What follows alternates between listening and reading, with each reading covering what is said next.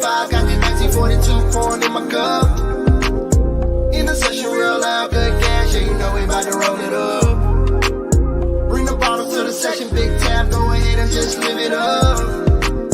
Get lit one night, after that, we can go ahead. What's going on? What's going on? It's your boy Icon, and we here on 95 South Podcast. First and foremost, I want to thank everybody. What's going on? What's going on? It's your boy Icon. Thank God for another opportunity to be able to interview great people, and just talk about their lives and their careers up to this point. And next, I want to introduce my right hand man. Man, Mr. Do Everything himself. Your baby mama's favorite host, King Jacob in the building. What's going on, family? Man, we're glad to be in the land of the living, man. On this side of the dirt, I can say I'm in the number one more time, man. So just glad to be here, man. And man, we're gonna chop it up with a sensational guest, man. Whew, this man done did a lot. Man, he done did so much. You think he might depart to sea with Moses, boy? He been doing some stuff. For sure, man. For sure. They take already on that one. You got him cutting up already, Jacob. What's going on? Yeah, man. So we're gonna have a good time, man. We're gonna have a good time. So without further ado, man, I introduce to some and enlighten to others, Mr. Clayton Savage. What's up, my brother? How are you? Hey, your baby mama's favorite. Oh. Yes, sir. Yes, sir. That's what they call me, your baby mama's favorite host. Yes, sir. I don't doubt it. I don't doubt it. I'm gonna check with her too. See what's up, y'all. How you doing, Icon? How you doing, King J? What's going on, man? Good, man. We good, man. So, man, before we get started into your remarkable backstory, man, I want to know who is Clayton Savage? What does he represent? Music. I would say black music straight up, really, soul music, however you define music, that's what I am. I make music, bro. That's my thing. I'm a writer, I'm a producer, I'm an arranger, I'm a creative, I get into the creative process. I always have gotten into the process. I've got a hip hop background, but I've always been about the hip hop and the R&B together, I just kind of like been one of those guys that's been there the whole time. Floating in the background, making things pop when they need to pop, and getting out the way when it isn't necessary to be in front of the spotlight, Okay. So with that being said, man, it's one question that I know you can answer because you've been around. What does the 50th celebration of the hip hop genre and the culture mean to you? Shazam. That's what it means to me. It's like magic. It's something that wasn't supposed to happen. And at the same time, it was something that had to happen. And they say only 50 years. Are you sure it's only 50? I gotta check on the accountant on that joint. You know what I'm saying? Who's doing the crunching back in the background, man? I think it's a little bit more than 50, but at least they want to show up for the 50th. You know what I'm saying? And try to act like we've been here for a change, because we've been here. It's amazing to see the world trying to wake up and respect us as an art form, as an existing art form, because I've used this phrase before and I'm going to use it again here. Hip hop is something that's in the earth, it's the blood and the earth around the world. Hip hop is everywhere you touch on this planet, with the possible exception of the clicking people. I'm not sure what they do, but I bet they know about hip hop too.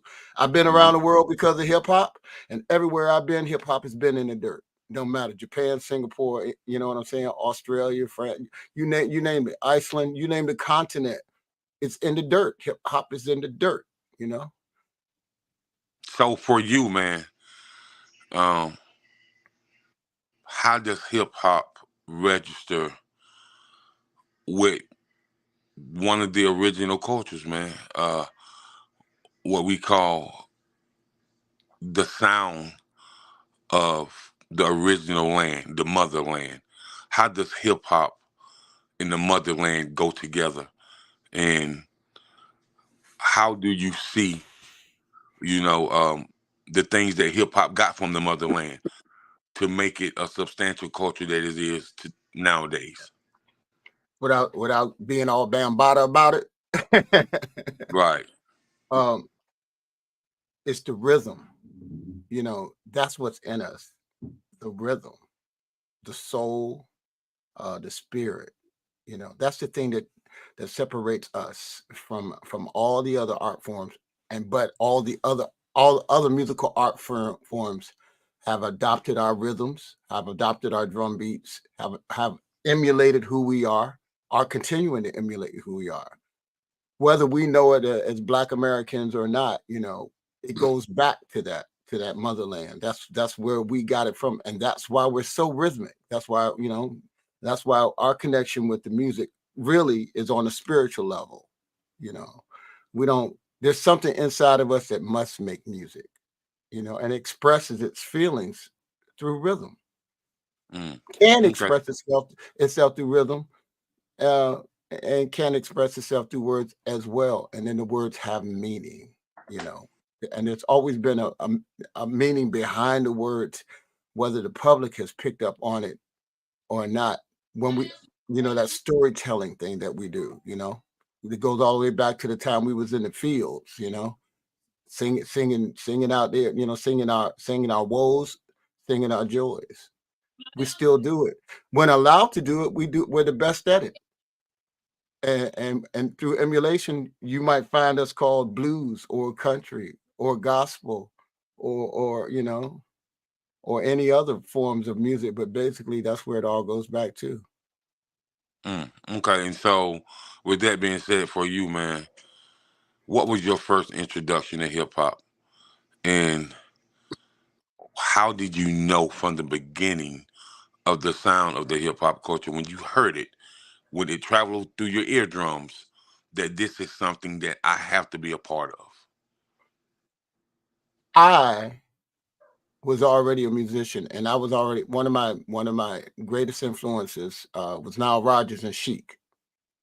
They came out with Good Times. Okay, so I mean, I'm also into Quincy Jones and anybody who's ever made great music, the producers, the writers. I was always into that, and I go all the way back to like George Benson and all of Wes Montgomery and all those guys. I was Wow. that's how studious I've been with music, understanding this, the stereo sounds and which producer probably and musicians are on the tracks by ear, being able to discern between, what kind of mixing board, what type of reverbs. That's that engineering. That was where I began to study. But it was in high school. I think maybe my junior year. I watched what happened when Rapper's Delight came out. I watched the influence it had on my classmates across the school board. I had already been playing music for years. And there had been rap tracks before that, and there had been rap tracks doing that, but I had never seen what happened when the combination, the explosive combination of R&B and hip hop came together with Rappers Delight. It scared me a bit because I knew in the wrong hands it could be misused. I hate to laugh and say, look at it now. In the wrong hands, it could be abused tremendously because on the surface it seems so simple. And in a way, it's like a well-made, most delicious, moist, filling cake. That's the foundation. Okay, you got a delicious cake. And on top of it, if you write the right words, it has a certain meaning. Congratulations, happy anniversary. It's a beautiful combination of things. But that cake, that is the combination of, because hip hop is R&B, okay, or and R&B is hip hop. I mean, to try to separate the two and say they're different things is ridiculous. It's just the kind of music that we make.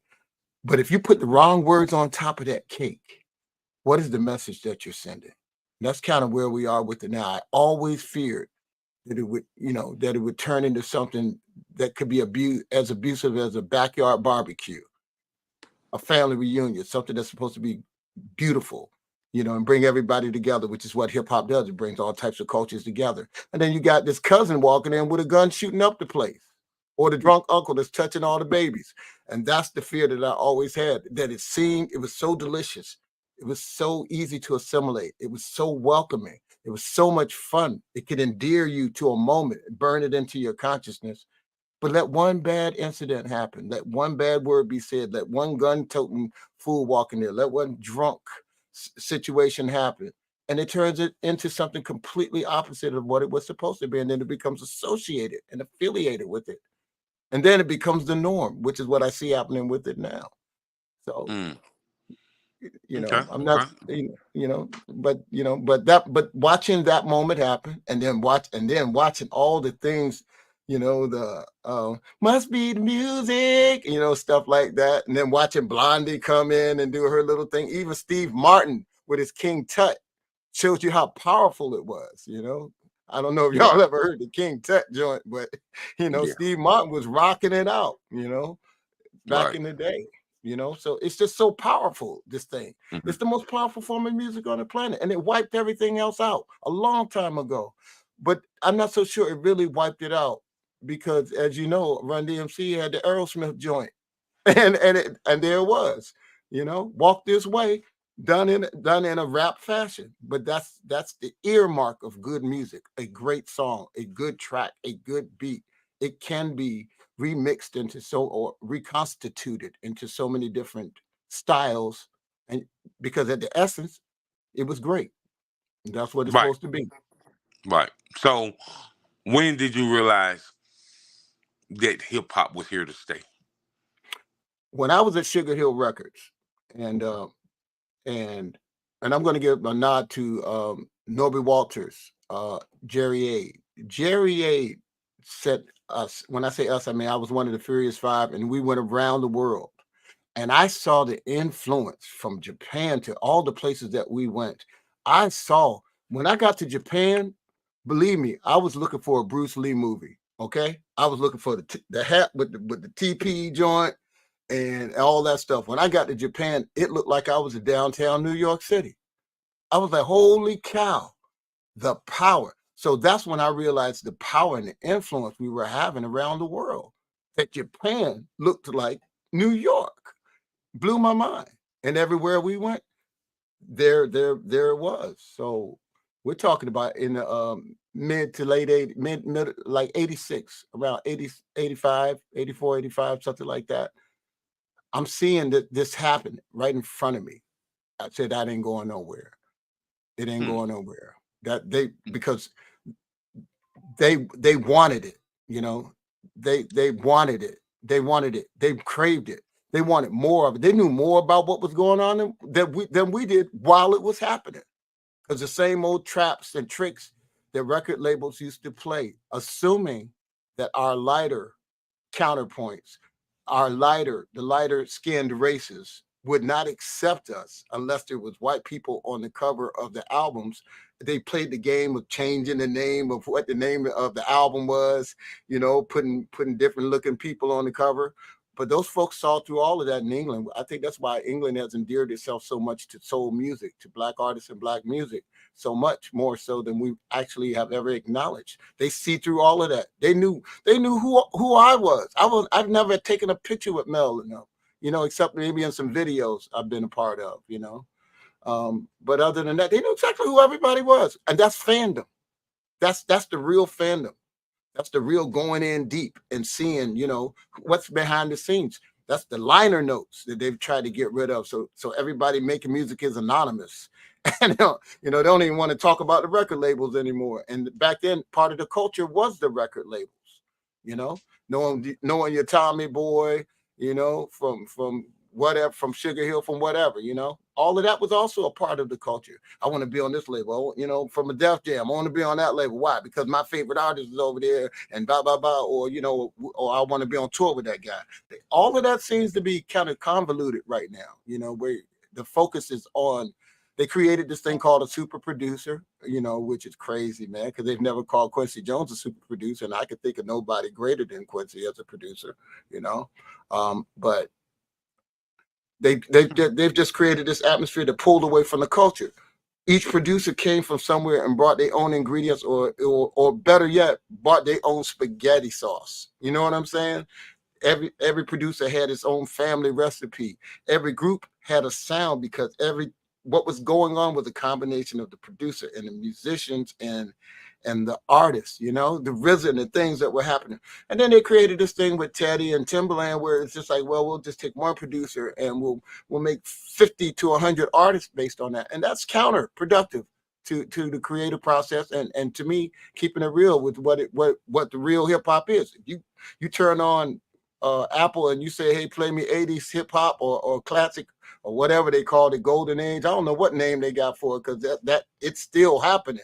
I don't know how you take the original hip hop and try to date it when you can keep remaking it over and over again every 3 years or every 6 months, depending on what you got going on. And it's as fresh as it ever was, So I became aware that when the combination of the Chic song and Sugar Hill Gang happened, and a nod off to Sylvia Robinson, the godmother of hip hop. She's a musician, songwriter, and a performer. She saw all of that.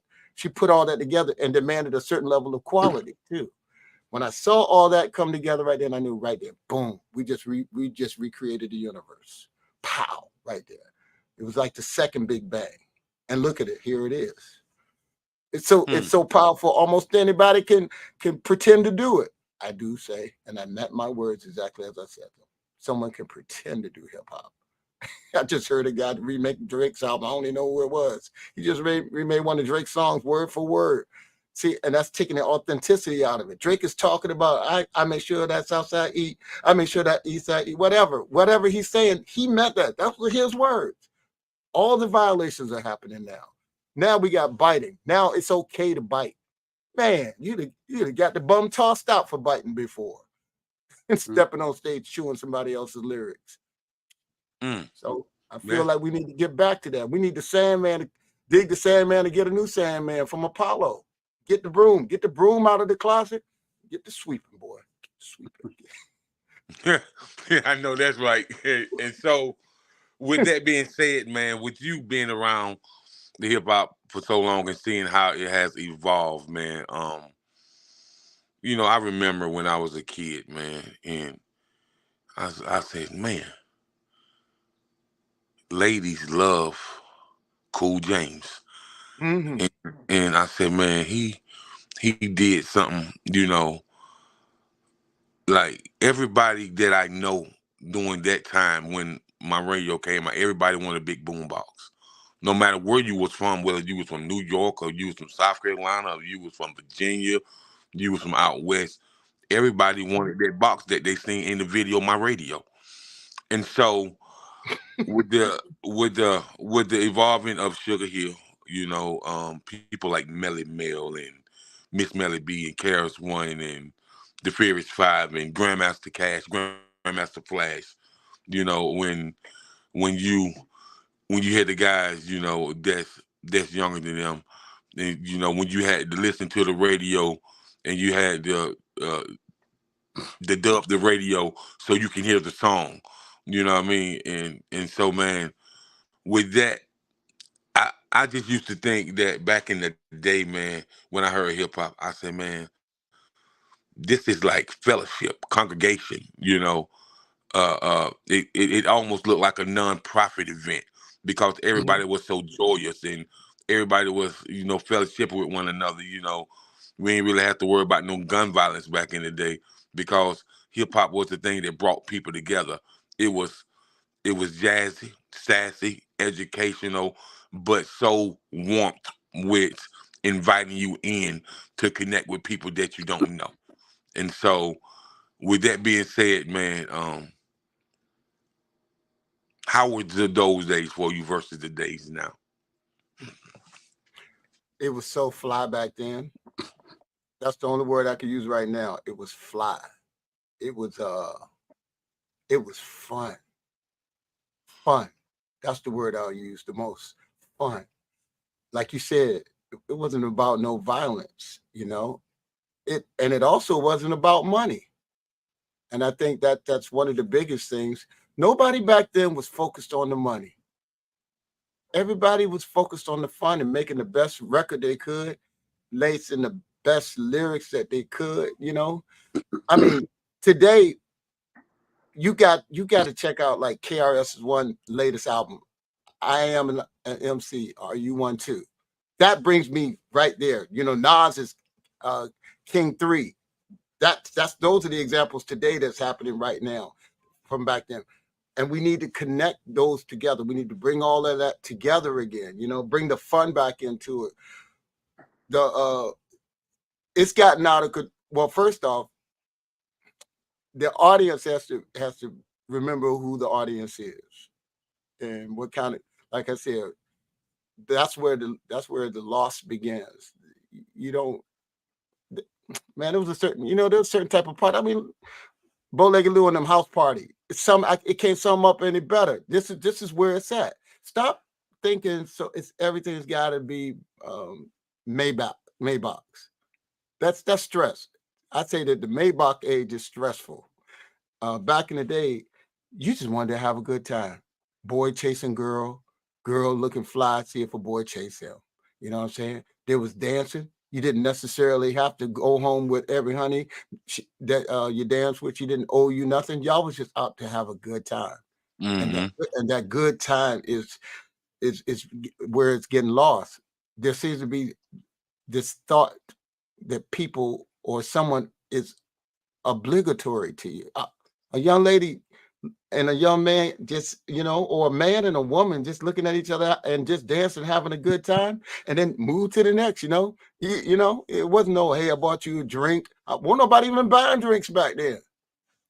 I mean, you know, it's just, there's the beat. And then you trying to know all the lyrics, trying to learn all the lyrics or something, you know, and the lyrics were worth learning. I got to point that out, you know. I was very disappointed when I really can't understand what panda meant. I love that beat, bro, but then panda, panda, panda. I'm like, what is he talking about? When I discovered what he was talking about, like, whoa, he ain't really saying nothing. And sometimes you can get away with not necessarily saying something of a dire importance, but then that was the word finesse. When's the last time you heard somebody finessing something? I mean, like I said, I lean on KRS, he's still doing it. Nas still doing it, and contemporary about it. You know what I'm saying? But the word cool is gone. You know, when's the last time you would describe an artist as cool? I mean, there's very few in between. I like J. Cole. Hey, I like Roddy Ricch too. I think they're real with theirs. You know, there's a few of them out there that's supposed to be there, but there's a plethora of them that's just kind of like fake frosted flakes, bro. You know what I'm saying? They just they on the shelf. Right. They on the shelf too. You know, they on the shelf too. It's like that. Hey, you know, some of these. What is this organic frosted flake taste like, and why is it on the shelf? And why isn't it frosted? So, you know, and then and like I said, we used to govern ourselves back then. You know, sandmanning. If you hit the stage, you get a chance to get on the mic. You can get on the mic. But you got about 10 to 25 seconds to capture them. If you ain't popping in 20, 25 seconds, sweep. You got to go. Come back next year and try again. It don't mean you can't do it. You know, like you said, LL, man, come on, man. That was the moment, you know, when you know, there you go. You see LL and video and the cameras and all that came together, and you see his explosive personality on stage, you know, on the camera. You see the Kango, you know what I'm saying? You got the boombox, like you said. And look how many trends we set starting then, from the boombox to the Kango to the glasses, Kumo D and all that, you know, just keep on going down the line. You know, look at everybody running around saying, that's what you get when Wu-Tang raised you.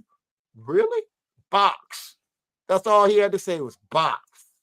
And it was all boom, boom, boom, boom, boom, boom, boom, boom. And that's that. You know what I'm saying? Man, we said trends on trends, bro. You know, down to the point where the showmanship was so unique that it never actually was called showmanship. I've never Right. heard a hip hop presentation described as a concert. Never, never heard them get their just desserts as entrepreneurs and inventors and creatives, taking something, pulling stuff out of the air and creating it. Come on, man. And Yeah, you're and right. that and now I've never seen black DJs, the original DJs, who copied no one.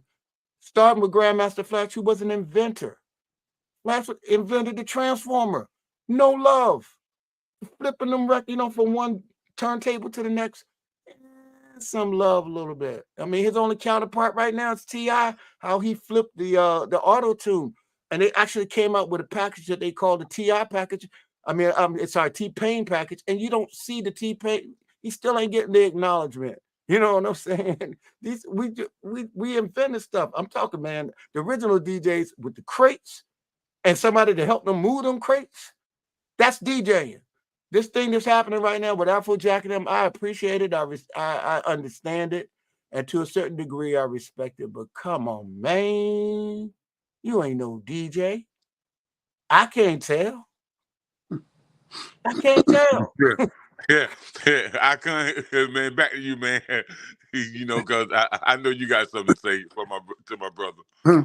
Well, before we move forward, let me get this out the way. Our affiliates, Village Global Network, our 10 radio stations, 146 countries, She Real Radio, T-Hub Entertainment Network Radio, Fox Network, and Chosen One TV. So I want to go shout out all and follow us on 910 Sports and Entertainment Network on YouTube. And if you want to get a interview or you book us for something, hit us up on 95sidepodcast@gmail.com.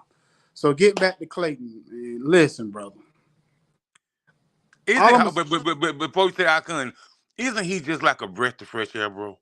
Like Yeah, for real, man. Like he's really somebody that you can talk to about the culture, man, and somebody who can give you understanding as well as he can understand your point, and it's solid. But go ahead, Icon.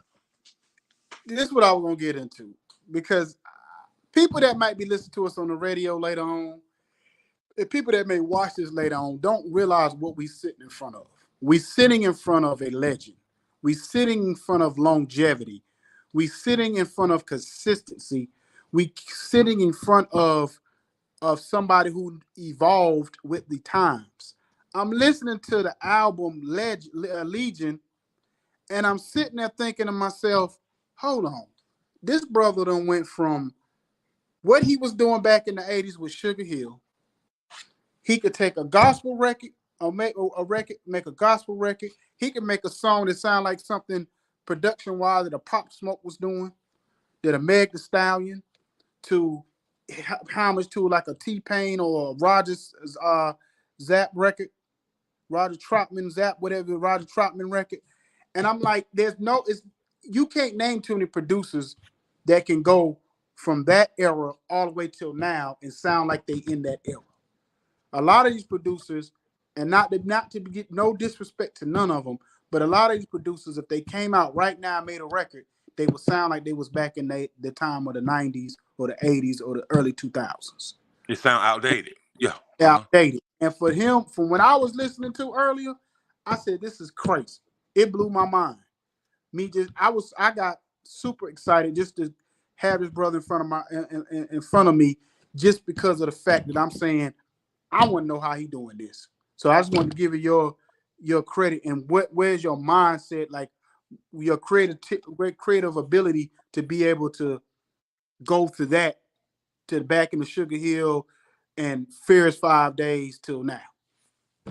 Man. Thank you. Wow. Hey, bro, you read my mind. Like, okay, first off, I'm sitting in my studio. That door I shut back there, that's my booth, right?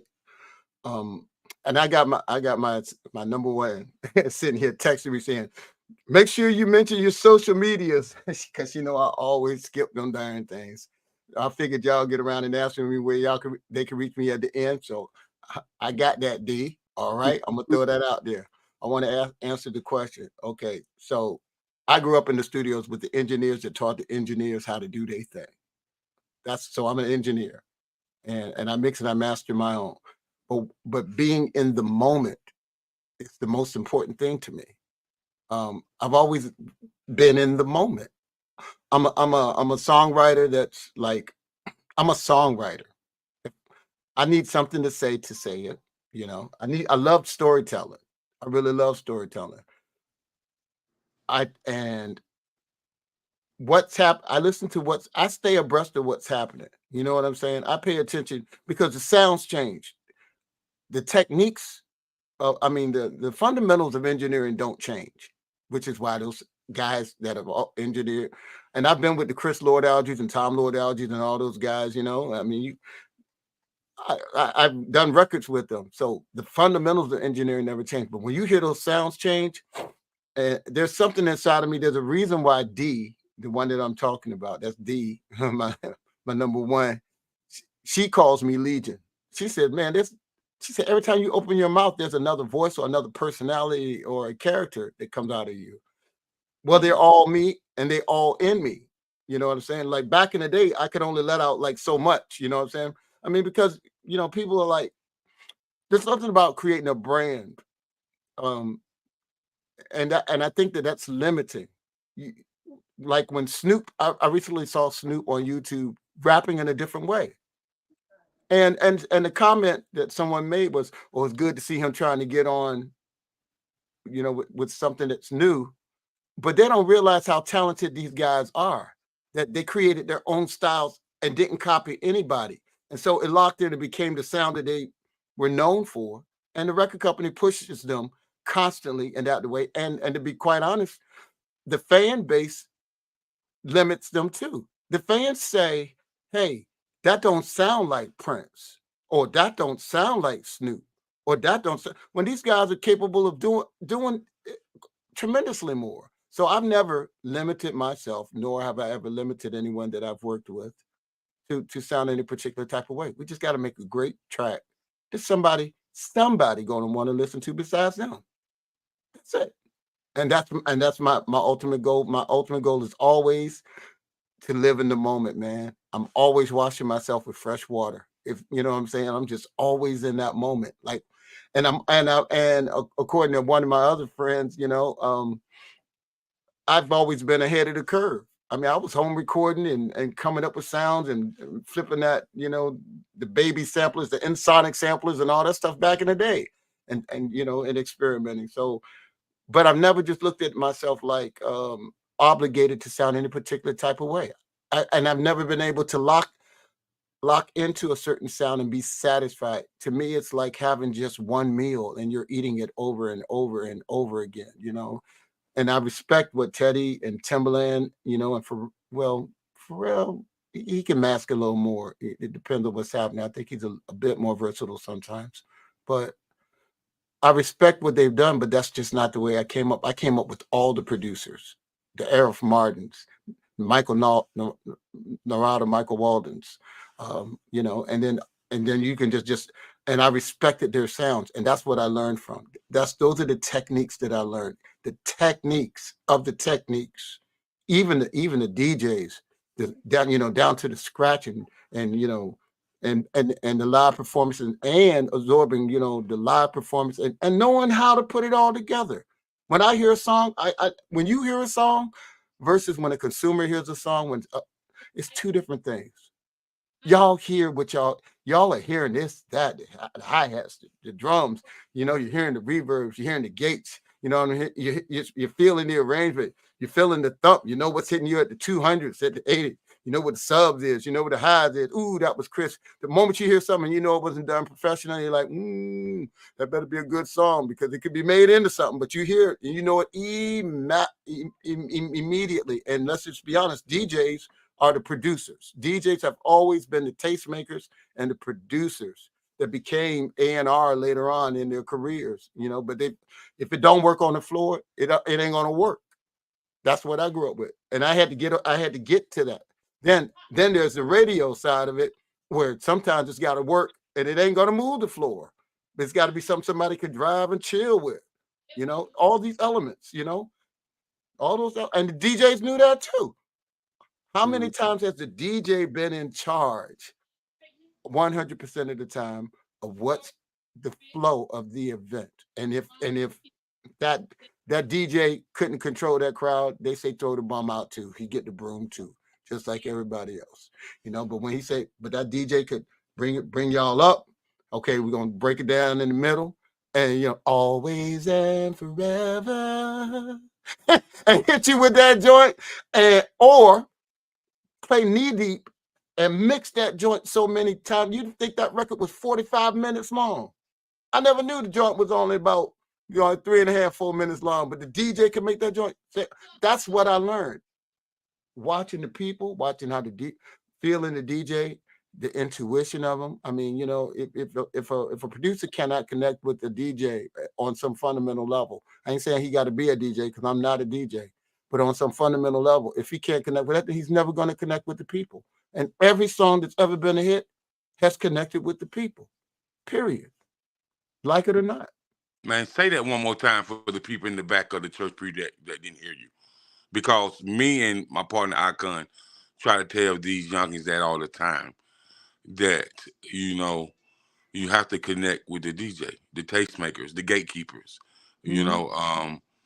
and you got to see how the DJ picks his songs out that move the audience. How Rakim told you, I like it when it's loud because I like to move with the crowd. You know what I mean? So say that one more time so people can really understand it, because I think that people have forgotten about that. DJs are the one who broke records. The DJs are the ones who got the artists hot.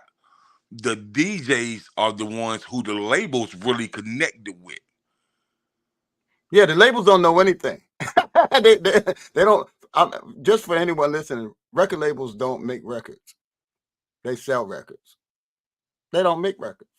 They have no idea what's happening out there. Then you find me a record label that's written a song that said, hey, ABC record label, written by ABC record label. You cannot find one record label that's ever written a song or produced a song. Okay? So I'll put it another way. Back in the day, or even currently, you bring your joint to the DJ. He listens to it. If he's going to play it, he's going to play it on, you're going to test it on the floor. You got to test it on the floor to see how the DJ got to hear it and test it on the floor to see if it's going to work. If it ain't going to work, he ain't going to play it. Your money cannot make it so. It's not about money, y'all. This DJ's reputation, he's already getting paid. How do you go to a man who's already getting paid to do what he's already doing to think that you could pay him to do something contrary to that? Is beyond me. He knows what's going to move his audience. He knows which audience he's there to entertain. He's going to listen to your track. Hopefully you get a chance to listen to it before he get there. Back in the day, we roll up on the DJ if we knew him and say, hey, and if y'all had a certain kind of reputation, or like with Mr. Magic, hey, I'm rolling into Mr. Magic with a new one from Sugar Hill. Hey, this is hot off, coming right. I mean, that joint's right off of True Tone. I'm bringing them the master. I ain't bringing them no copy. We ain't pressed up nothing. This is the master right from True Tone. And he say, okay, I'm gonna spin this. And that's where all that make it or break it came from. The DJs are the make it or break it. Like you said, they are the gatekeepers. If they say it ain't gonna work, it ain't gonna work. Money on the radio can get it played, but it still don't mean it's working. So what do you say about the DJs who in today's world, there's more, they play a record based on how much you grease in their palms versus the record being a hot record? Man, I can't tell a lie.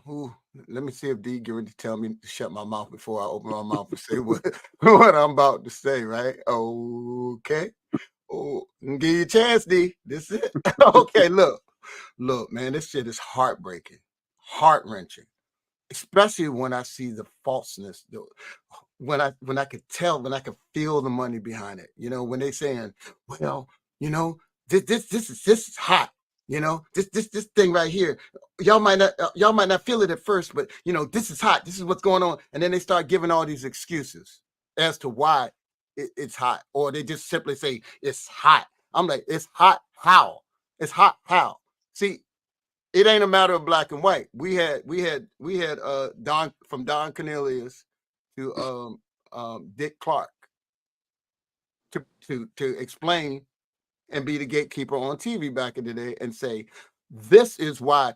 You ever notice when Dick Clark or Don Cornelius had to focus on the artist of that moment, nobody was dancing. They'd say, hey, slow it high. You know, Don would do that. Welcome back, fans. And even Dick Clark, y'all sit down. You see them sit down, and he would explain to you why this artist needed to be listened to.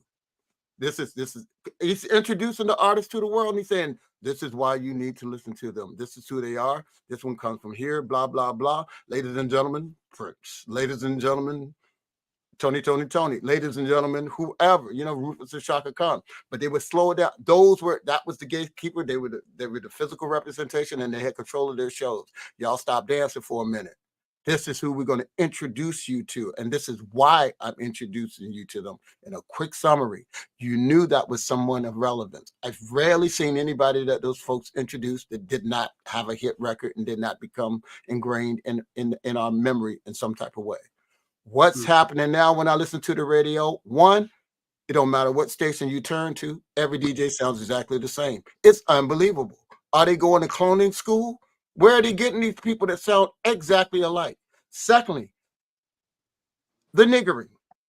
I cannot stand being yelled at all day long on the radio. Why are we sounding like we supposed to be talking like this and yelling? If y'all, all the commercials that are on the black radio stations, everything is sounding like it's cooning. It's crazy. You got the same combination. You got the one or two, the male, the female combination. I got nothing. I don't know where all of these ladies come from that want to be hosts, but they don't. To me, they don't have the D. They're not Angie. Angie is not Angie. Angie Martinez. Yeah, Martinez. Thank you. You know, they don't have the background. They're not. You know, the connection to the music, it's not there. You just got presenters now. They're actors. They're like B and C actors just out there. They all sound exactly the same. Because Angela Yee's horrible. Yeah, well, because it's a lot of them that they just pull off the streets. Like if you hear out here in Atlanta, a lot of these people that's on radio now, some of them are just people that probably they had somebody probably knew somebody that worked at the radio station or had some relationship with them, and they threw them on the radio. And not to say they just have to have a radio background, but they don't have any kind of decorum or understand how to be on radio. So they just get on there and act like they in the hood somewhere, just doing radio. You know, I mean, 0.5 come out, not to name no name, but if you listen to 94.5 when they first came on in the morning, oh my God, you felt like they was recording straight out of Bankhead. Somewhere it was just, that's what it sounded like. It didn't sound like a legitimate radio. Like they're on the radio just doing it, just Bankhead bouncing. You know what I mean? Or whatever. I'm like, if they doing like that, let me give a holler. Because at the time I was doing internet radio before the thing, I was wanting to go up there and like, look, man, because I actually met the owner. I like wanted to put me on there since you putting on anybody else like that. Shoot. So, but I want to ask you this, man. Back in the day, man, the 80s, and it's funny because my son, he's a musician now. He's an artist now. He's in a hip hop R&B group, and they trying to bring back that old sound with the newer sound. And we had always kind of laugh on them, make fun of how they dress and stuff. And he said, Dad, he can't even say, Dad, y'all can't say too much. He said, cause back in the 80s, y'all had the leather pants with the earrings, with the feathers and all the other stuff going on. And so just kind of say, like, how do you feel about the dress now back then? Because y'all kind of, stepped out on the limb and compared to maybe like if you seen like a Holla LL or a Big Daddy Kane or some of the other ones were more, more toned down to based on like Frizz 5. They kind of went out there and had that pop rock look to them. So you kind of explain to me where that all came from and what was y'all thought process back in those days? Well, we were rock stars, plain and simple. And that was the etiquette of a rock star, to not look like the audience. We had costume designer Mickey.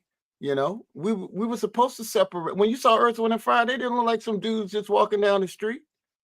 And while it's cool that Run and them made it accessible. They dumbed it down, to the thrift shop level of presentation. Like we were rock stars. We were musicians too. We had a band. We played music in the studio. We played music on the road. We had a DJ and we had musicians. But we looked at what Earth, Wind, and Fire and they were doing, and you knew immediately them cats were musicians. You can look at any one of these guys now. You don't know if they getting ready to bring you your hamburger, mug you. You know what I'm saying? You don't know if they're Ubering. You don't know what they're doing. So it just kept getting lower and lower and lower. And we're not really talking about endorsing Dolce Gabbana, Tommy Hilfiger, and all that. We didn't wear that kind of stuff. We had our stuff made for us. And side note, that leather hot. It was real hot, bro. Oh, bro, I didn't understand how hot it was. And when LA and them, when Los Angeles and the West Coast started emulating us and wearing, the fur coats, it's hot. It's hot in California. It used to blow my mind that they would be on stage trying to wear them furs. I'm like, them boys must have oxygen units standing by, and somebody with a bucket of ice, because you know how hot them lights get. Y'all know how hot them lights get. But there is a level of distinction between performer and audience. The audience wants to emulate what's on stage. So if you're only wearing the Tommy Hilfiger and the Dolce and Gabbana, then basically you're selling somebody else's product the whole time. It was always custom jewelry, so everything was always custom. Again, these guys from the time of my Adidas, they've been pimping other people's products basically for free. You know what's funny? I'm gonna say this before I get back to Jacob. What you saying about all those different fashion designers?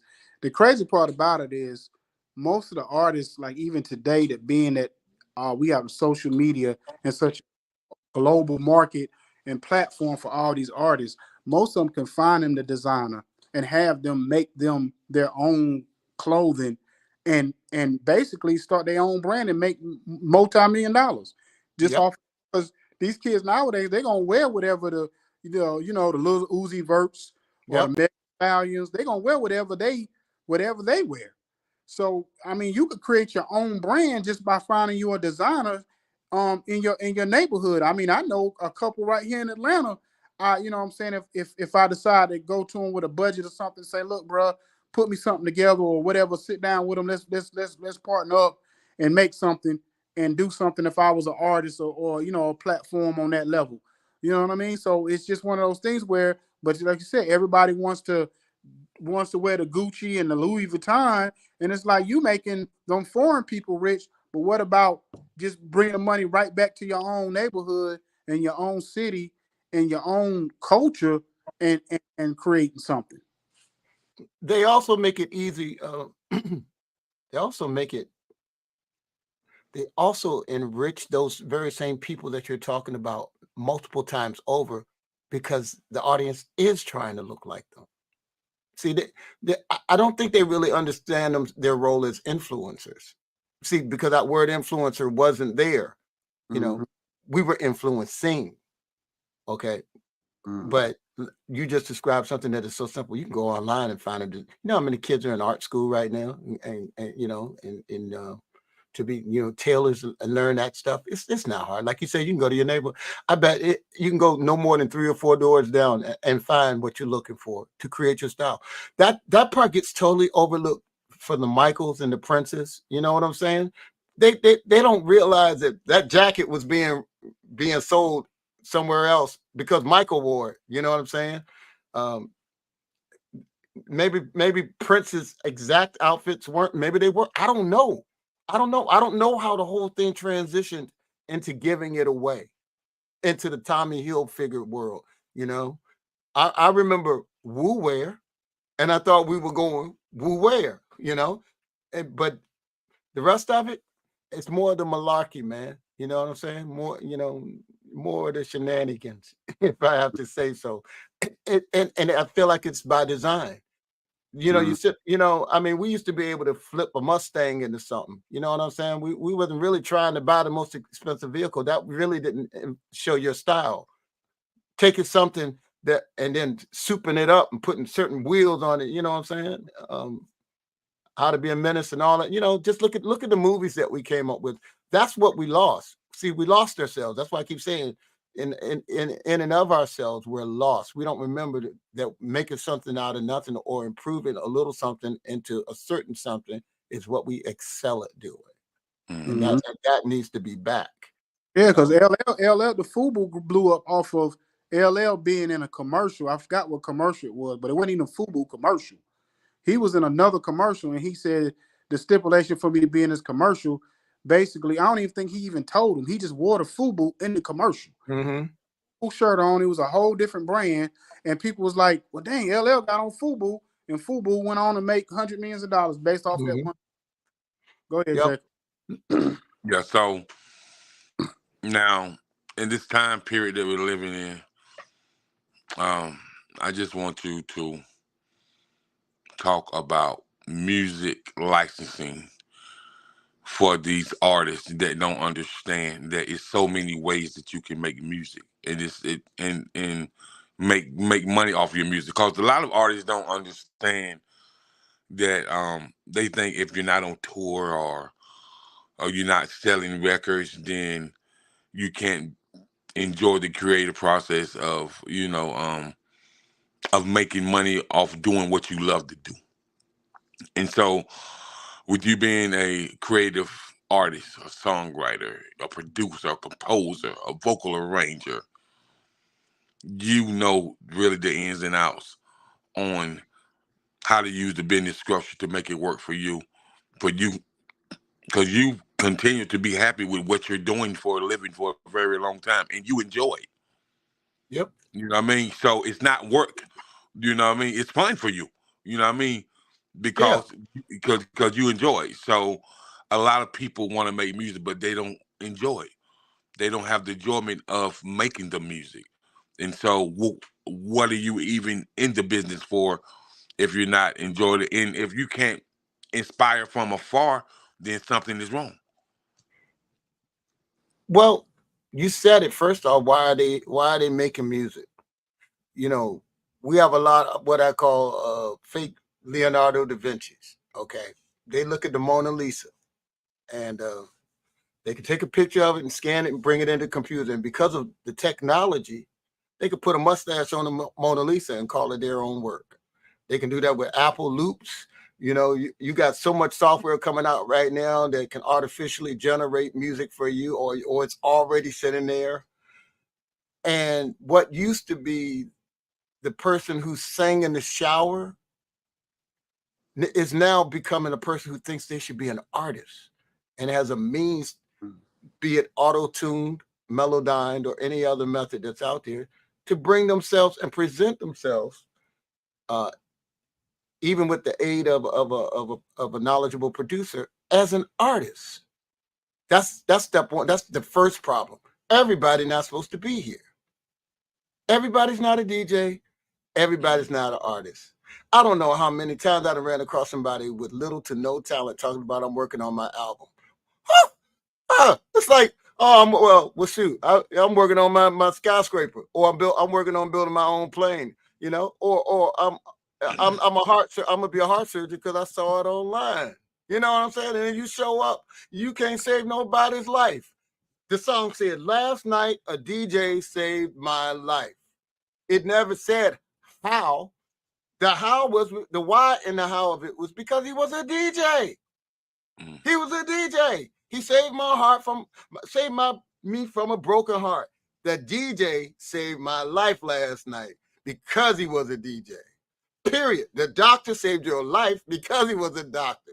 He belonged there. Okay, so let's just knock 95% of these people right off the board right away. Gone. Y'all ain't gonna make nothing in this because you ain't supposed to. You just ain't supposed to. You ain't supposed to be there. You're supposed to still be in the shower. You can make your little beats at home and stay in the shower. Stop thinking because Apple let you get you a little Final Cut or whatever, and you can get your little camera and do all of that, and you know your friends are impressed. Look, your mom. It's been a foregone conclusion just because your mama think you're pretty and your auntie think you're pretty and your boyfriend think you're pretty and your whole neighborhood thinks you're pretty. It don't mean you're ready for Broadway. The word no need to come back into play. No, next, no, next, no, next. Okay, you don't belong there. That's one. Number two, the ones that are there, they have to be sincere about why they're there. It has to be something in their heart that makes them want to be there. Because you got to have tenacity. You're gonna have to last. Nobody, if nobody could tell you that you belong making music, it's something that the universe is giving you a talent for, and that you pursued and refined. Then you're making music in your heart before you ever put it on the wax, or you put it on the tape, or you start to record before you put it on paper. So that's who you are. So it has to be who you are. Okay. Now, the audacity to think that someone should pay you means that you have to produce something that's of value to somebody other than yourself. It has to fit a purpose. If you want to understand the purpose of music, just listen, just watch TV and see how many places a song appears. Get on the bus, get in the elevator, go in to Target, go into Walmart, see all the places that music are. Where you hear music, you can be there. How did it get there? That's for you to understand what publishing is and music licensing is. Do you everybody sign up understands the fundamentals. You copyright your thing and you get with a performance right agency. That's a pro, PRO. You're gonna get with. There's no difference between ASCAP and BMI. And then there's music marketing. You gotta sell your music like you sell yourself. Make somebody aware of you, make somebody aware of your music, and then it's got to serve the purpose. And maybe stop supporting these fake artists out here, so that there's room for the real artists. I mean, learn to be okay being a great fan. That would be so beneficial to us all. Learn what it is to be a great fan of music. Bring that back, because the combination of success is a good product and a good customer. So, and you could be a super customer, you could be a super fan. I mean, you know, I don't know I understand marketing very well, okay, and I understand the psychology of marketing, which is why you got everybody running around thinking they need to be wearing $300 T-shirts, $500 jackets, why they got to be taking $3,200 loans out to go see Beyonce sing a song that they've already got, and they pretty much got for nothing. Remember, music is almost free. There's never been anything less expensive to purchase than music. It's the transfer of trust that's invaluable. Becoming a fan. I wish they bring posters back, because you knew when you walked into your man's room and he had a big picture of whoever it was that he was liking at the time, he had made a commitment to liking that artist, and he was down for the ride. No poster, no commitment, for the most part. You walked in there, you saw that big picture of Earth, Wind and Fire, or Prince or somebody, or Michael, or Janet, hey, they was in it for the haul. And now you walking into their world, not the world of social media. We talk about you walking into their bedroom and you're seeing this commitment. And that means, okay, I'm gonna give this guy a chance and I'm gonna rock with him. I'm well past the fact that it only cost me $8 to buy his cassette or his album or whatever. Now you get millions of songs for free, or for what, $25 a month. If you don't understand how that undervalues the work of an artist, then you're not a good fan. You're not a good fan. Learn how to be a proper fan and to support the artists and the arts, okay, with your revenue. Don't always count on Ticketmaster to put on the show. These artists need the freedom to throw their own shows out there like they used to. It's the game. The game, the game is getting messed up because everybody thinks like sheep. They all want to just follow the leader. Oh, Ticketmaster said we got to pay $3,200 to see Beyonce. Stop paying that money and see if Beyonce won't show up for $100. I've always said that streaming is the worst thing for artists that ever happened, man. You mean to tell me all the blood and sweat and tears that artists put in, they only worth 38 cents? It's the 99-cent bin that used to be at the joint at the record store, which I missed the record stores, because everybody could go into the record store and they maybe be able to name 5 or 10 artists off. If they were good, they could name 10 artists off the top of their head. maybe 5 for the average person. And it was really just kind of walking in there knowing 1 or 2. Right then, you had your, and D is right. It's not even 38 cents. It's 0.0003% or something like that these artists are worth on the stream and stuff. But you used to walk into a record store, you had somebody that was sitting behind that counter and go, my man, I can't get this, but what's new? He knew, he's looking at your taste and say, but he knew what came out. And he said, like my man, the funky ball here, Leo Tempao over there in Australia. He used to do, come on, man, I want you to listen to this joint. Or, you know, and then you could go to listening stations, they be playing, or you hear this, what is this joint playing over my head while I'm in here? And then you look around, if you ever looked around a music store, you saw thousands of records. You may have only been aware of only 10, but there was the chance for discovery. It was like a library. You could sit in there forever. You might have came in there looking for the Hobbit, or maybe not. But by the time you finished, man, you was in the Norse mythology, Greek mythology. You was all over the place. That's the beauty of creativity, and that's what's getting lost. Okay, if you want to make money in music, then I say put a band together and go perform somewhere. You can, because that's the secondary level of music that always is going to exist, whether it's your music or you're emulating somebody else. You don't have to go to the far reaches of becoming a tribute band, but you can even become a tribute band if you really like somebody that much. And just be, do a great job at it, because with our folks dying off now, you're going to see more fake reproductions than ever. It ain't going to be Steve Perry singing Journey songs. I already heard somebody else doing Drake song. You know what I'm saying? They already preparing because they done bought and sold all the catalogs. So I say don't be bought and sold, but learn how to be a good fan. I think that's really where you're going to be supporting the art. So people can show up and show you. And if you don't know how to perform, keep that in mind when you're making your records. You're not a performer. So what are you? Mm-hmm. Everybody in this game is a performer first. The record is last. A record is a representation of it's a demonstration, a demo. All records are demos. They're demonstrations of your ability to perform. DJs have to perform live. If a DJ can't perform live, how much of a DJ is he? If DJ can't pick a hit, how much of a DJ is he? Because he's got no audience. If a performer can't, when a performer's got a track that is being played in a bunch of places like restaurants, first off, remember your song got to be, in order for you to make money off of your song through publishing, it's got to be able to be played in a bunch of places where normal people are. So you can't cuss people out while they're eating chitlins and all this stuff at Applebee's or whatever they're eating, So remember that. You got to have something that they can sit down with the mamas, the grandmamas and all that. And it's playing and they're humming in the background. You can't be my P this and my D that, not bust, and the first word out your mouth is calling her a B and all that. Now, and this man is sitting there with his wife and his kids and his daughters and his sons, and maybe mama and papa too, So, and then if that record is performed, that's the thing. If the record is performing well, which is one of the mechanicals, that's the performance mechanical. If that record performed well, then you may be invited to perform live in that area, and that's how you really generate your revenue. Appreciate it.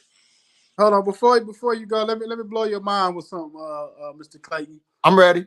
So, and your people's D or whatever, you can hear this too. So down here in Atlanta, in Riverdale, Georgia, it's actually a record store called D&B. So if you ever in Atlanta, it's an actual record store. They still sell vinyl, they sell CDs, they even sell tapes. They sell everything from stuff from back in the 70s, from R&B music to 80s, hip hop, 90s, 2000s, all the brand new stuff or whatever. It's a Jamaican cat that's been owning that store for about 20 years. They even do in-store autograph signings or whatever for artists. 2 Chainz was down there when he did his first album, and all up to some of the newer artists, Southern Soul, everything. They do all of it. And I was talking to the brother about 2 months ago, and he had just won an award for best record store or whatever at some awards event. I think it was in Alabama or Mississippi earlier this year. And he was telling me, he said it's a myth that people don't buy CDs anymore. He said he said the CD sales and the vinyl sales has been the highest in the last 2 years, with over the last 20 years, over the highest sales over the last 2 years for vinyl records and CDs. And he told me it's about 700 record stores, urban stores still in America, and about double that as far as like country music, rock, and all that across America. But he said it's a myth that people do not buy records and CDs anymore. He said that's just something that the media has basically, society has told us, especially in the urban communities, that basically we don't buy music anymore on that level. So I just wanted to kind of put that out there to let you know we still have a chance to get back to that. And I know it's a lot of artists that are starting to go back to the CD sales, the hard copies and stuff too. So I know it's artists that are like looking back into doing that. That's why, because if you notice, it's not a coincidence that a lot of these artists, that's huge artists like a Lil Wayne or whatever, selling their catalog. P and them sold their catalog, the whole label catalog, when that's like unheard of for a whole label to sell their whole catalog. Mm-hmm. You know what I'm saying? Off of, because they not make us streaming. They made their money. They know they ain't gonna make but so much off of it, off of these streaming. So they sell it to some big media company, get their bread, and move on to something else and start all over. You know what I mean? So yeah. So yeah, I just want to put that out there to you to let you know. I need to see the MB. I need to go down there then. Yeah. And they need to be on the map. Holler, have your people to holler at Jacob. I get information for you. And like I said, it's right there in Riverdale. It's been down there. I lived down there for 11 years. I actually did media coverage myself down there a few years ago when 2 Chainz came out with his first album. And it was funny because I went down there a few months ago thinking it was going to be shut down because of COVID and everything else. And streaming, walked in there, and he doing better than ever. Yeah, COVID didn't slow Atlanta down.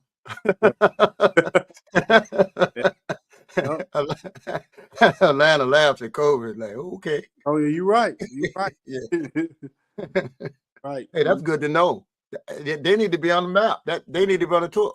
That lends itself to what was once called the Chitlin circuit. See, we disrespect ourselves, with the names that we give ourselves. First off, I don't like to use the term old school. You know what I'm saying? Because ain't nothing old about what we do. I don't like to use the term legend, because that means somebody's dead.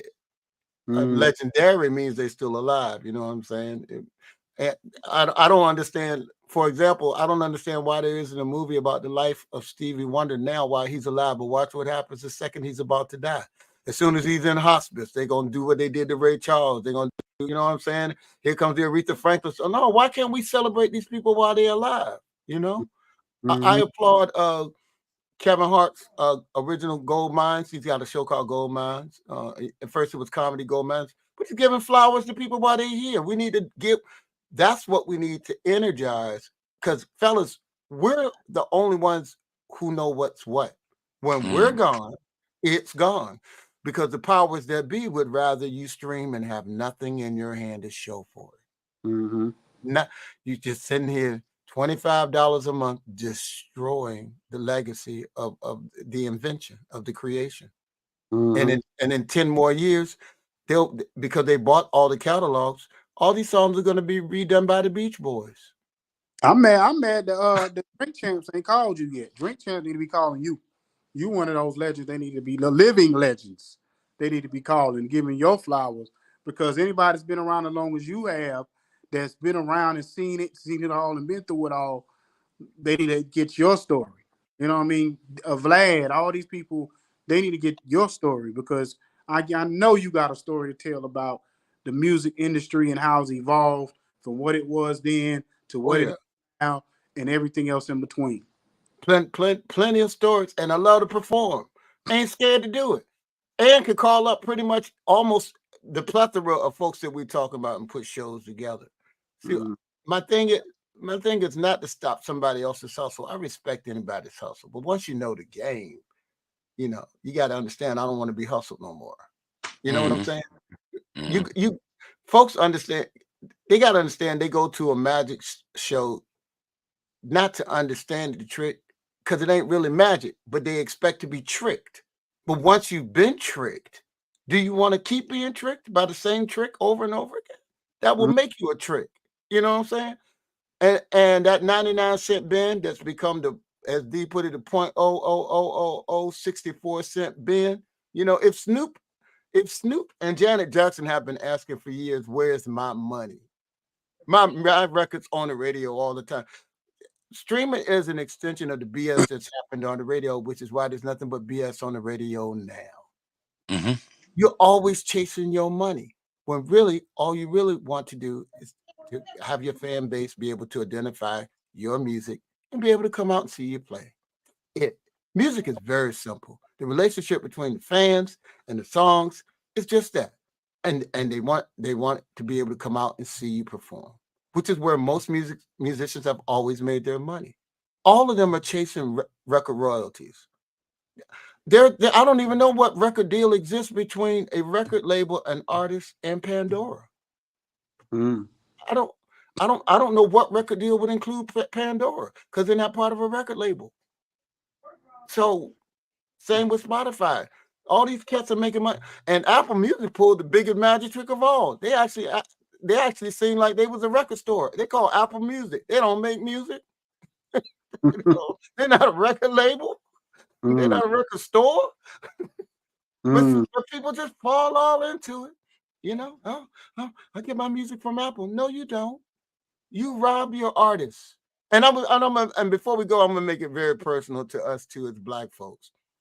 We started this BS in the barbershops with my man with the big folder who's supposed to be cutting your hair, and he come out and he making you your mixtapes. Big Al. Big Al is supposed to be cutting your hair, but while you waiting, he hand you the booklet and you sit there and you pick out 11, 12 songs you want, and he'll make you a mixtape, maybe 14, maybe even 20 songs, and burn you a CD. You was killing your artist then. You was killing your favorite artist right then because you wasn't buying his album. You was mixing all them joints up and creating what a Napster right there in the barbershop.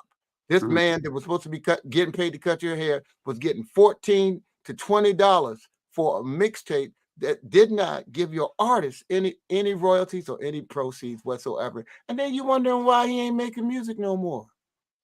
So we to blame for it too, but we're also the cure. Mm. We're also the cure. You know, Mm. all Napster did was promote the MP3 format and show that there was a market that the record labels didn't understand existed for older music. Never went back and gave the artists any royalties though. And now the world is one big Napster.